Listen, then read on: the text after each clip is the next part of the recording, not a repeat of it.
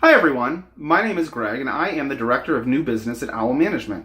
I'm here to talk to you about a few common questions that I receive from prospective clients. Are you ready?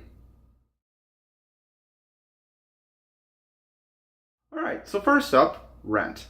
How does it get paid and how do we ultimately get it to the owners? Pretty simple. In most cases, tenants pay rent to us electronically through a service that we use. It doesn't cost them anything and it doesn't cost you anything. Ideally, that happens around the first of the month, and about 2 weeks later is when we process disbursements to owners. We do that intentionally so that if there are tenants that pay a few days late, by the time it comes time for us to process owner payments, we've collected most of those late payments.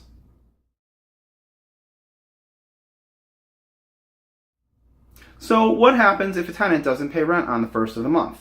That's really nothing that concerns us too much, and about a week later is when we will send an email reminder as a courtesy, and that usually fixes the problem about 95% of the time. If it becomes more serious and someone becomes a few weeks or maybe even a month past due, we'd get in touch with you and see what route you want to proceed. So, who pays for repairs?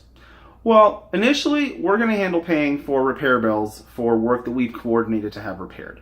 Ultimately, of course, though, that's the owner's money because we're using their rental income to pay for it.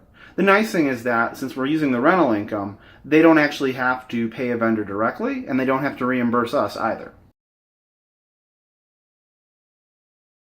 Alright, so after one tenant moves out and before the next tenant moves in, we will inspect each property, make sure that everything is professionally cleaned and ready for the next tenant to move in.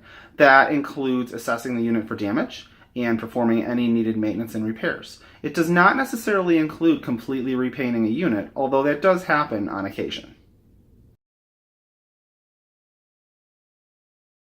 Last up, but certainly not least, is how do we handle lease renewals?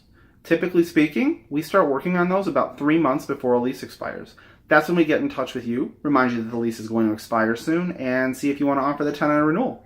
We'll ask you the rate that you want us to offer, and if you're not too sure, then we'll gladly give you guidance on that. In any event, we'll definitely require an answer from the tenant approximately 2 months before their lease expires, so that if they're not going to stay, we've got 2 full months to market it and hopefully avoid any vacancy between tenants for you.